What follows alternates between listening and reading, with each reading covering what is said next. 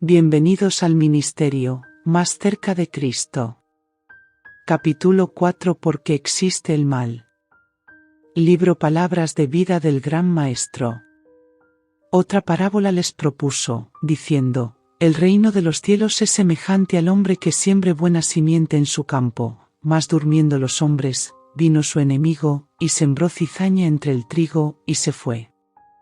Y como la hierba salió e hizo fruto, entonces apareció también la cizaña. El campo, dijo Jesús, es el mundo. Pero debemos entender que esto significa la Iglesia de Cristo en el mundo. La parábola es una descripción de lo que pertenece al reino de Dios, su obra por la salvación de los hombres, y esta obra se realiza por medio de la Iglesia. En verdad, el Espíritu Santo ha salido a todo el mundo, por todas partes obra en los corazones de los hombres, pero es en la Iglesia donde hemos de crecer y madurar para el alfolí de Dios. El que siembra la buena simiente es el Hijo del Hombre. La buena simiente son los hijos del reino, y la cizaña son los hijos del malo. La buena simiente representa a aquellos que son nacidos de la palabra de Dios, de la verdad. La cizaña representa a una clase que constituye los frutos o la personificación del error o los falsos principios. Y el enemigo que la sembró es el diablo. Ni Dios ni sus ángeles han sembrado jamás una simiente que produjese cizaña. La cizaña es sembrada siempre por Satanás, el enemigo de Dios y del hombre. En el Oriente, los hombres se vengaban a veces de un enemigo esparciendo en sus campos recién sembrados semillas de alguna hierba nociva que, mientras crecía, se parecía mucho al trigo. Brotando conjuntamente con el trigo, dañaba la cosecha e imponía dificultades y pérdidas al dueño del campo. Así, a causa de la enemistad hacia Cristo, Satanás esparce sus malas semillas entre el buen grano del reino. Y atribuye el fruto de esta siembra al Hijo de Dios, trayendo al seno de la Iglesia a aquellos que llevan el nombre de Cristo pero cuyo carácter lo niega. El maligno hace que Dios sea deshonrado, que la obra de la salvación quede falseada y que las almas peligren. Los siervos de Cristo se entristecen al ver a los verdaderos y los falsos creyentes mezclados en la Iglesia. Anhelan hacer algo para limpiar la Iglesia. Como los siervos del padre de familia, están listos para desarraigar la cizaña. Pero Cristo les dice: no, porque cogiendo la cizaña, no arranquéis también con ella el trigo. Dejad crecer juntamente lo uno y lo otro hasta la siega. Cristo ha enseñado claramente que aquellos que persisten en pecados manifiestos deben ser separados de la Iglesia, pero no nos ha encomendado la tarea de juzgar el carácter y los motivos. Él conoce demasiado bien nuestra naturaleza para confiarnos esta obra a nosotros. Si tratásemos de extirpar de la Iglesia a aquellos que suponemos cristianos falsos, cometeríamos seguramente errores. A menudo consideramos sin esperanza a los mismos a quienes Cristo está atrayendo hacia sí. Si tuviéramos nosotros que tratar con estas almas de acuerdo con nuestro juicio imperfecto, tal vez ello extinguiría su última esperanza. Muchos que se creen cristianos serán hallados faltos al fin. En el cielo habrá muchos de quienes sus prójimos suponían que nunca entrarían allí. El hombre juzga por la apariencia, pero Dios juzga el corazón. La cizaña y el trigo han de crecer juntamente hasta la cosecha, y la cosecha es el fin del tiempo de gracia. Existe otra lección en las palabras del Salvador, una lección de maravillosa clemencia y tierno amor. Así como la cizaña tiene sus raíces estrechamente entrelazadas con las del buen grano, los falsos cristianos en la Iglesia pueden estar estrechamente unidos con los verdaderos discípulos. El verdadero carácter de estos fingidos creyentes no es plenamente manifiesto. Si se los separase de la Iglesia, se haría tropezar a otros que, de no mediar esto, habrían permanecido firmes. La enseñanza de esta parábola queda ilustrada en el propio trato de Dios con los hombres y los ángeles. Satanás es un engañador. Cuando él pecó en el cielo, aun los ángeles leales no discernieron plenamente su carácter. Esta es la razón por la cual Dios no destruyó en el acto a Satanás. Si lo hubiese hecho, los santos ángeles no hubieran percibido la justicia y el amor de Dios. Una duda acerca de la bondad de Dios habría sido una mala semilla productora de amargos frutos de pecado y dolor. Por lo tanto, el autor del mal fue dejado con vida hasta que desarrollase plenamente su carácter. A través de las largas edades, Dios ha soportado la angustia de contemplar la obra del mal, y otorgó el infinito don del Calvario antes de permitir que alguien fuese engañado por las falsas interpretaciones del maligno, pues la cizaña no podía ser estirpada sin peligro de desarraigar también el grano precioso. ¿Y no seremos nosotros tan tolerantes para con nuestros semejantes como el Señor del cielo y de la tierra lo es con Satanás? El mundo no tiene derecho a dudar de la verdad del cristianismo porque en la Iglesia haya miembros indignos, ni debieran los cristianos descorazonarse a causa de esos falsos hermanos. ¿Qué ocurrió en la Iglesia primitiva? Ananías y Safira se unieron con los discípulos. Simón el mago fue bautizado. Demas, que desamparó a Pablo, había sido contado como creyente. Judas Iscariote figuró entre los apóstoles. El Redentor no quiere perder un alma. Su trato con Judas fue registrado para mostrar su larga paciencia con la perversa naturaleza humana, y nos ordena que seamos indulgentes como él lo fue. Él dijo que los falsos hermanos se hallarán en la Iglesia hasta el fin del tiempo. A pesar de la amonestación de Cristo, los hombres han tratado de extirpar la cizaña. Para castigar a aquellos que se suponía eran obradores de maldad, la Iglesia ha recurrido al poder civil. Aquellos que diferían en sus opiniones de las doctrinas establecidas han sido encarcelados, torturados y muertos, a instigación de hombres que aseveraban estar obrando bajo la sanción de Cristo. Pero es el espíritu de Satanás y no el de Cristo el que inspira tales actos. Es el mismo método que usa Satanás para conquistar el mundo. Dios ha sido falsamente representado por la Iglesia a causa de la forma de tratar con aquellos que se suponía eran herejes. La parábola de Cristo nos enseña a ser humildes y a desconfiar de nosotros mismos, y a no juzgar ni condenar a los demás. No todo lo que se siembra en los campos es buena simiente. El hecho de que los hombres se hallen en el seno de la Iglesia no prueba que sean cristianos. La cizaña era muy parecida al trigo mientras estaba verde, pero cuando el campo se ponía blanco para la siega, las hierbas sin valor no tenían ninguna semejanza con el trigo que se doblaba bajo el peso de sus llenas y maduras espigas. Los pecadores que hacen alarde de piedad se mezclan por un tiempo con los verdaderos seguidores de Cristo, y su apariencia de cristianismo tiene por fin engañar a muchos, pero en la cosecha del mundo no habrá ninguna semejanza entre lo bueno y lo malo. Entonces aquellos que se han unido a la Iglesia, pero que no se han unido a Cristo, serán manifestados. Se permite que la cizaña crezca entre el trigo, que tenga todas las ventajas del sol y de la lluvia, pero en el tiempo de la siega, vosotros os tornaréis, y echaréis de ver, os tornaréis, y echaréis de ver la diferencia entre el justo y el malo, entre el que sirve a Dios y el que no le sirve, la diferencia entre el justo y el malo, entre el que sirve a Dios y el que no le sirve. Cristo mismo decidirá quiénes son dignos de vivir con la familia del cielo. Él juzgará a cada hombre de acuerdo con sus palabras y sus obras.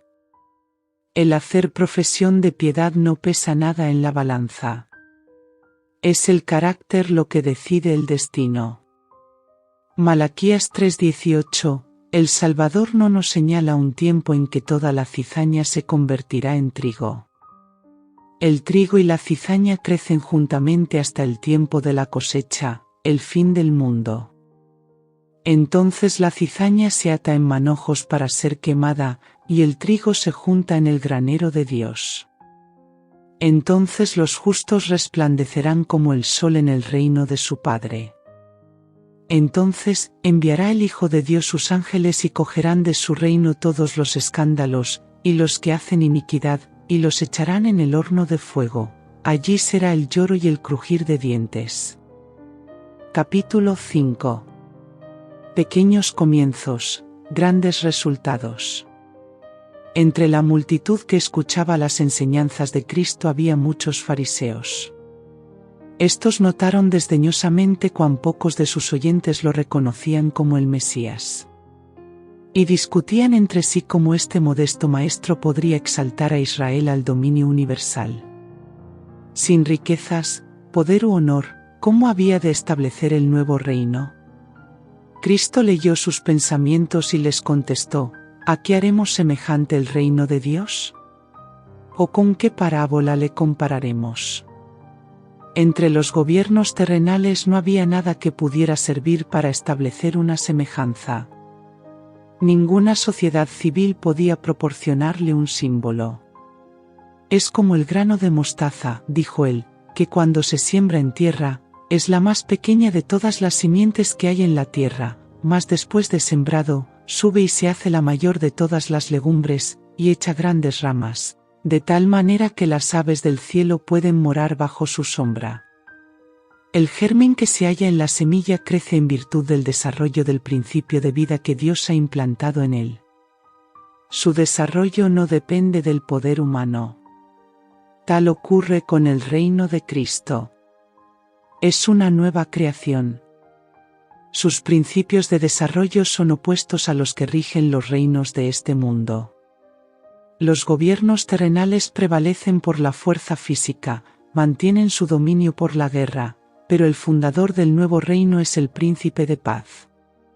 El Espíritu Santo representa a los reinos del mundo bajo el símbolo de bestias fieras de rapiña, pero Cristo es el Cordero de Dios, que quita el pecado del mundo, Cordero de Dios, que quita el pecado del mundo. En su plan de gobierno no hay empleo de fuerza bruta para forzar la conciencia. Los judíos esperaban que el reino de Dios se estableciese de la misma forma que los reinos del mundo. Para promover la justicia ellos recurrieron a las medidas externas. Trazaron métodos y planes. Pero Cristo implanta un principio. Inculcando la verdad y la justicia, contrarresta el error y el pecado. Primera de Juan 1:29, mientras Jesús presentaba esta parábola, podían verse plantas de mostaza lejos y cerca, elevándose por sobre la hierba y los cereales, meciendo suavemente sus ramas en el aire. Los pájaros revoloteaban de rama en rama, y cantaban en medio de su frondoso follaje. Sin embargo, la semilla que dio origen a estas plantas gigantes era una de las más pequeñas. Al principio proyectó un tierno brote, pero era de una potente vitalidad, y creció y floreció hasta que alcanzó el gran tamaño que entonces tenía. Así el reino de Cristo al principio parecía humilde e insignificante. Comparado con los reinos de la tierra parecía el menor de todos. La aseveración de Cristo de que era rey fue ridiculizada por los gobernantes de este mundo. Sin embargo, en las grandes verdades encomendadas a los seguidores de Cristo, el reino del Evangelio poseía una vida divina. Y cuán rápido fue su crecimiento, cuán amplia su influencia. Cuando Cristo pronunció esta parábola, había solamente unos pocos campesinos galileos que representaban el nuevo reino. Su pobreza, lo escaso de su número, era presentado repetidas veces como razón por la cual los hombres no debían unirse con estos sencillos pescadores que seguían a Jesús. Pero la semilla de mostaza había de crecer y extender sus ramas a través del mundo. Cuando pereciesen los gobiernos terrenales, cuya gloria llenaba entonces los corazones humanos, el reino de Cristo seguiría siendo una fuerza poderosa y de vasto alcance. De esta manera, la obra de la gracia en el corazón es pequeña en su comienzo. Se habla una palabra, un rayo de luz brilla en el alma, se ejerce una influencia que es el comienzo de una nueva vida, ¿y quién puede medir sus resultados? En la parábola de la simiente de mostaza no solo se ilustra el crecimiento del reino de Cristo, sino que en cada etapa de su crecimiento la experiencia representada en la parábola se repite. Dios tiene una verdad especial y una obra especial para su Iglesia en cada generación. La verdad, oculta a los hombres sabios y prudentes del mundo, es revelada a los humildes y a los que son como niños. Exige sacrificios. Tiene batallas que luchar y victorias que ganar. Al principio son pocos los que la defienden. Ellos son contrarrestados y desdeñados por los grandes hombres del mundo y la Iglesia que se conforma al mundo. Ved a Juan el Bautista, el precursor de Cristo, solo, reprendiendo el orgullo y el formalismo de la nación judía. Ved a los primeros portadores del Evangelio a Europa. Cuán oscura, cuán desesperada parecía la misión de Pablo y Silas, los dos tejedores de tiendas, cuando, junto con sus compañeros, tomaron el barco en Troas para Filipo. Ved a Pablo el anciano, encadenado, predicando a Cristo en la fortaleza de los Césares. Ved las pequeñas comunidades de esclavos y labriegos en conflicto con el paganismo de la Roma imperial. Ved a Martín Lutero oponiéndose a la poderosa Iglesia que es la obra maestra de la sabiduría del mundo. Vedle aferrándose a la palabra de Dios frente al emperador y al papa, declarando: «Aquí hago mi decisión, no puedo hacer de otra manera. Que Dios me ayude». Ved a Juan Wesley predicando a Cristo y su justicia en medio del formalismo, el sensualismo y la incredulidad. Ved a un hombre agobiado por los clamores del mundo pagano, suplicando el privilegio de llevarles el mensaje de amor de Cristo. Escuchad la respuesta del clericalismo: siéntese, joven, cuando Dios quiera convertir a los paganos lo hará sin su ayuda ni la mía. Los grandes dirigentes del pensamiento religioso de esta generación hicieron sonar las alabanzas y edificaron los monumentos de aquellos que plantaron hace siglos la semilla de la verdad. ¿No se vuelven muchos de esta obra para pisotear el crecimiento que brota de la misma semilla hoy en día? Se repite el antiguo clamor: nosotros sabemos que a Moisés habló Dios, mas Cristo en la persona del mensajero que envía, no sabemos de dónde es. Nosotros sabemos que a Moisés habló Dios, mas Cristo en la persona del mensajero que envía, no sabemos de dónde es. Así como en los primeros siglos, las verdades especiales para este tiempo se hallan, no en posesión de las autoridades eclesiásticas, sino de los hombres y las mujeres que no son demasiado sabios o demasiado instruidos para creer en la palabra de Dios. Juan 9:29, porque mirad, hermanos, vuestra vocación, que no sois muchos sabios según la carne, no muchos poderosos, no muchos nobles, antes lo necio del mundo escogió Dios, para avergonzar a los sabios, y lo flaco del mundo escogió Dios, para avergonzar lo fuerte, y lo vil del mundo y lo menospreciado escogió Dios, y lo que no es, para deshacer lo que es, porque mirad, hermanos, vuestra vocación, que no sois muchos sabios según la carne, no muchos poderosos, no muchos nobles, antes lo necio del mundo escogió Dios, para avergonzar a los sabios, y lo flaco del mundo escogió Dios, para avergonzar lo fuerte, y lo vil del mundo y lo menospreciado escogió Dios, y lo que no es, para deshacer lo que es, para que vuestra fe no esté fundada en sabiduría de hombres, mas en poder de Dios, para que vuestra fe no esté fundada en sabiduría de hombres, mas en poder de Dios. Primera de Corintios 1:26 al 28, y capítulo 2 versículo 5, y en esta última generación la parábola de la semilla de mostaza ha de alcanzar un notable y triunfante cumplimiento. La pequeña simiente llegará a ser un árbol. El último mensaje de amonestación y misericordia ha de ir a toda nación y tribu y lengua. Apocalipsis 14:6. Para tomar de ellos pueblo para su nombre. Y la tierra será alumbrada de su gloria. Capítulo 7. Un poder que transforma y eleva. Muchos hombres educados y de influencia habían venido a oír al profeta de Galilea.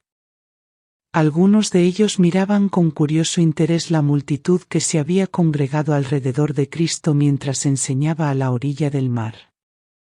En esta gran multitud se hallaban representadas todas las clases de la sociedad.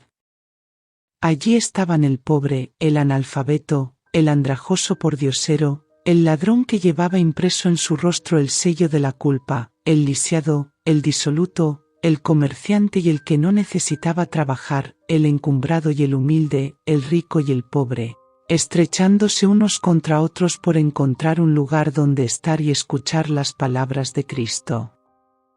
Al echar un vistazo estos hombres cultos sobre la extraña asamblea se preguntaron, ¿se compone el reino de Dios de semejante elemento? Nuevamente el Salvador contestó con una parábola. El reino de los cielos es semejante a la levadura que tomó una mujer, y escondió en 3 medidas de harina, hasta que todo quedó leudo. Entre los judíos, la levadura se usaba a veces como símbolo del pecado. Al tiempo de la Pascua, el pueblo era inducido a quitar toda levadura de su casa, así como debía quitar el pecado del corazón. Cristo amonestó a sus discípulos: guardaos de la levadura de los fariseos, que es hipocresía. Y el apóstol Pablo habla de la levadura de malicia y de maldad. Pero en la parábola del Salvador la levadura se usa para representar el reino de los cielos. Ilustra el poder vivificante y asimilador de la gracia de Dios. Ninguna persona es tan vil, nadie ha caído tan bajo que esté fuera del alcance de la obra de ese poder. En todos los que se sometan al Espíritu Santo, ha de ser implantado un nuevo principio de vida, la perdida imagen de Dios ha de ser restaurada en la humanidad. Pero el hombre no puede transformarse a sí mismo por el ejercicio de su voluntad. No posee el poder capaz de obrar este cambio. La levadura, algo completamente externo, debe ser colocada dentro de la harina antes que el cambio deseado pueda operarse en la misma. Así la gracia de Dios debe ser recibida por el pecador antes que pueda ser hecho apto para el reino de gloria. Toda la cultura y la educación que el mundo puede dar, no podrán convertir a una criatura degradada por el pecado en un hijo del cielo. La energía renovadora debe venir de Dios. El cambio puede ser efectuado solo por el Espíritu Santo. Todos los que quieran ser salvos, sean encumbrados o humildes, ricos o pobres, deben someterse a la operación de este poder. Como la levadura, cuando se mezcla con la harina, obra desde adentro hacia afuera, tal ocurre con la renovación del corazón que la gracia de Dios produce para transformar la vida. No es suficiente un mero cambio externo para ponernos en armonía con Dios. Hay muchos que tratan de reformarlo corrigiendo este o aquel mal hábito, y esperan llegar a ser cristianos de esta manera, pero ellos están comenzando en un lugar erróneo. Nuestra primera obra tiene que ver con el corazón. El profesar la fe y el poseer la verdad en el alma son 2 cosas diferentes. El mero conocimiento de la verdad no es suficiente. Podemos poseer ese conocimiento, pero el tenor de nuestros pensamientos puede seguir siendo el mismo. El corazón debe ser convertido y santificado. El hombre que trata de guardar los mandamientos de Dios solamente por un sentido de obligación porque se le exige que lo haga nunca entrará en el gozo de la obediencia. Él no obedece. Cuando los requerimientos de Dios son considerados como una carga porque se oponen a la inclinación humana, podemos saber que la vida no es una vida cristiana. La verdadera obediencia es el resultado de la obra efectuada por un principio implantado dentro. Nace del amor a la justicia, el amor a la ley de Dios. La esencia de toda justicia es la lealtad a nuestro Redentor. Esto nos inducirá a hacer lo bueno porque es bueno, porque el hacer el bien agrada a Dios. La gran verdad de la conversión del corazón por el Espíritu Santo es presentada en las palabras que Cristo dirigiera a Nicodemo: de cierto te digo, que el que no naciere otra vez, no puede ver el reino de Dios. Lo que es nacido de la carne, carne es, y lo que un poder que transforma y eleva es nacido del Espíritu, espíritu es. No te maravilles de que te dije: os es necesario nacer otra vez. El viento de donde quiere sopla, y oyes su sonido, mas no sabes de dónde viene, ni a dónde vaya. Así es todo aquel que es nacido del Espíritu. El apóstol Pablo, escribiendo por la inspiración del Espíritu Santo, dice: Dios, que es rico en misericordia, por su mucho amor con que nos amó, aun estando nosotros muertos en pecado, nos dio vida juntamente con Cristo, por gracia sois salvos. Y juntamente nos resucitó, y asimismo nos hizo sentar en los cielos con Cristo Jesús, para mostrar en los siglos venideros las abundantes riquezas de su gracia en su bondad para con nosotros en Cristo Jesús. Porque por gracia sois salvos por la fe, y esto no de vosotros, pues es don de Dios. La levadura escondida en la harina trabaja en forma invisible para hacer que toda la masa se halle bajo el proceso del leudamiento. Así la levadura de la verdad trabaja secreta, silenciosa, invariablemente para transformar el alma. A menudo se levanta la pregunta: ¿por qué, entonces, hay tantos que pretenden creer en la palabra de Dios, en los cuales no se ve una reforma en las palabras, en el espíritu y en el carácter? ¿Por qué hay tantos que no pueden soportar la oposición a sus propósitos y planes, que manifiestan un temperamento no santificado, y cuyas palabras son ásperas, despóticas y apasionadas? Se ve en ellos el mismo amor al yo, la misma indulgencia egoísta, el mismo mal genio y lenguaje precipitado que se notan en la vida de los mundanos. Existe el mismo orgullo sensible, la misma concesión a la inclinación natural, la misma perversidad de carácter que si la verdad fuera completamente desconocida para ellos. La razón es que no están convertidos. No han escondido la levadura de la verdad en su corazón. No ha habido oportunidad para que ella realizara su obra. Sus tendencias naturales y cultivadas a hacer lo malo no han sido sometidas a su poder, palabras de vida del gran Maestro transformador. Sus vidas revelan la ausencia de la gracia de Cristo, una falta de fe en su poder para transformar el carácter. La fe es por el oír, y el oír por la palabra de Dios. Las Escrituras constituyen el gran agente en la transformación del carácter. Cristo oró: santifícalos en tu verdad, tu palabra es verdad. Si se la estudia y obedece, la palabra de Dios obra en el corazón, subyugando todo atributo no santificado. El Espíritu Santo viene a convencer del pecado, y la fe que nace en el corazón obra por amor a Cristo, y nos conforma en cuerpo, alma y espíritu a su propia imagen. Entonces Dios puede usarnos para hacer su voluntad. El poder que se nos da obra desde adentro hacia afuera, induciéndonos a comunicar a otros la verdad que nos ha sido transmitida. Las verdades de la palabra de Dios hacen frente a la gran necesidad práctica del hombre, la conversión del alma por medio de la fe. No ha de pensarse que estos grandes principios son demasiado puros y santos para ser aplicados en la vida diaria. Son verdades que llegan al cielo y alcanzan la eternidad, y sin embargo, su influencia vital ha de ser entretejida en la experiencia humana. Han de compenetrar todas las grandes y pequeñas cosas de la vida. Recibida en el corazón, la levadura de la verdad regulará los deseos, purificará los pensamientos, dulcificará la disposición. Aviva las facultades de la mente y las energías del alma. Aumenta la capacidad de sentir, de amar. El mundo considera como un misterio al hombre imbuido de este principio. El hombre egoísta y amador del dinero vive solo para conseguir las riquezas, los honores y los placeres de este mundo. omite de sus cálculos el mundo eterno. Pero en el caso del seguidor de Cristo, estas cosas no lo absorberán todo. Por causa de Cristo, trabajará y se negará a sí mismo, para poder ayudar en la gran obra de salvar a las almas que se hallan sin Cristo y sin esperanza en el mundo. El mundo no puede comprender a un hombre tal, porque él tiene en cuenta realidades eternas. El amor de Cristo con su poder redentor ha venido a su corazón.